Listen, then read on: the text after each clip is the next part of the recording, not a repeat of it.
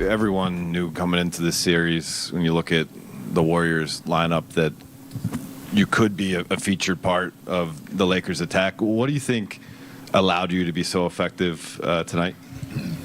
The guys gave me the ball, and the guys just getting the ball to me in the right spots. A lot of it came off pick and roll, a couple post ups, some offensive rebounds, but just being aggressive when I do catch, looking to score or looking to play make to other guys. But it was the guards, finding me early, which allowed them, to play free later on in the game. LeBron, this team has been through challenges throughout the course of the season, continuity, ups and downs, all sorts of different stuff. What did you think of the mental resolve to withstand a 14-0 run in this building late and to close those guys out with poise? That's been us since we, made the acquisitions to our new guys. We've been able to be very resilient in games. Like I said, we've been playing playoff basketball for about 2.5 months now, just trying to, punch our clock in to be able to play right now in the postseason. So, we've been very resilient. And tonight versus a team like Golden State, defending champions, and we know how great they are on their home floor over the years. So to withstand that, and it's another good step for our ball club. Anthony, just kind of thinking about Game 2 and adjustments that Golden State might make. They had Looney on you for most of the game. Draymond kind of took over late. What are the ways that you think that changes once they go maybe a little smaller, or Draymond plays a more 5? And what do you expect from them in their building in Game 2? Well, it's going to be a different game. Obviously, they're going to make adjustments. We're going to make adjustments. The building will be probably a little bit louder. We obviously don't want to go down 0-2. So the crowd's going to be more into it, but we're going to continue to, I'm going to continue to be aggressive. I know our guys are going to continue to be aggressive. Obviously, we know that Draymond, likes to help. So we probably, if they do decide to put him on me, figure out ways I can be effective, with him doing this thing defensively. But who knows? We'll see what happens in Game 2. If they make that adjustment, if they don't, and still trying to find ways to attack. What you guys make of the defensive game plan tonight, and just your ability to wall off the paint? And obviously they take 53 threes, but felt like you guys kind of were controlling them defensively. We got to do a better job. I think even though late, they made a run, and I think throughout the second half, just only giving up 48 points, that's really good. But we had a couple laws where we allowed those guys, Steph, Clay, and Jordan, to get some looks that if we're really tuned in, it won't happen because they're going to get their looks anyways. So we can't have our own personal problem mistakes. So we got to be better.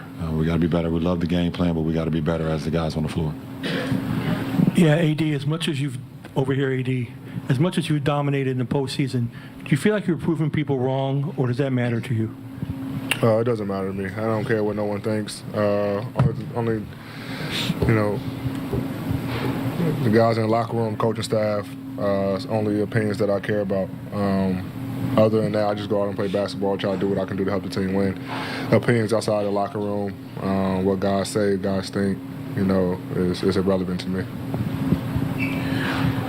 Coach Ham said that both of you guys have kind of been a rock for him and kept him afloat mentally in a lot of ways. What kind of advice have you had for Coach, and what do you think about how he's grown this rookie season for him as a head coach? For us, we've been a part of this franchise, the longest that's on this franchise right now. And we've had our battles together. So, for us to be able to, have that relationship with the coaching staff and have that relationship with Coach Ham, and him to be able to trust us on the floor, that we can be an extension of him, to relay his commands, relay his messages. I just think it just makes it a lot calming for him, that he knows that he has guys on the floor that has been in a fight, has been in a foxhole, and has had experience, in tough games, So, every game and every day is it's another learning experience for our coaching staff and for us.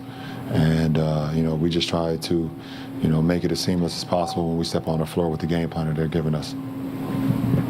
LeBron, I'm sure you guys knew they were probably going to make some shots and make a run towards the end. When you guys were not able to score and they did catch you, was that a lack of execution on your part, or did you guys just simply miss some shots? No, it was never a lack of execution with us. At the end of the day, we only had 8 turnovers, so that let us know it was not sloppy with the ball. We were executing at a high level. We just missed some shots. I can think about 4 or 5 shots. AR had a shot from the left wing, missed it. I had a fadeaway, jumper in the paint, missed it. I was able to hit AD on a cut on one of his patent jump hooks. He missed it, got the offensive rebound, missed it again, and then they lost it around their sideline, gave us another extra possession. D'Lo had a wide open 3 opposite of their bench. Sometimes just to make or miss league. We executed to perfection, we just didn't make.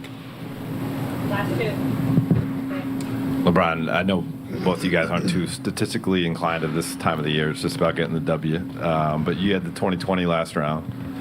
AD is 30-20 tonight, and he joins Shaq, Elgin, Kareem, and Wilt, in franchise players who have done that, wearing the purple and gold.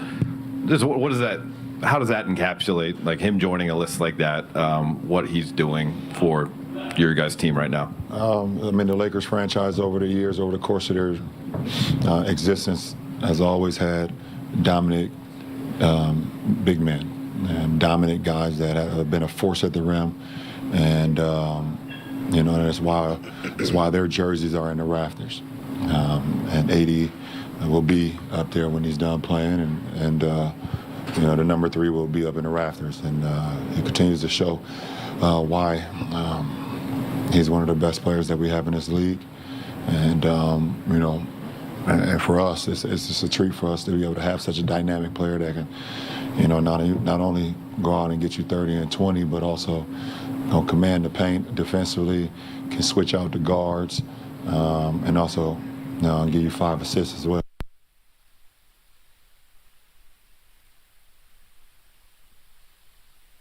Improve it as well. So it's a treat for us, it's a treat for the Laker Nation, and a treat for the franchise to be able to have, another one, in their franchise that wears the purple and gold. That's in the present right now. Hey, LeBron. Oh, here. I'll take my watch next week. Or a car. You have had a lot of great historical games against Warriors in the old Oracle Stadium. How do you feel to win your first playoff game in the new Chase Center, as a Laker?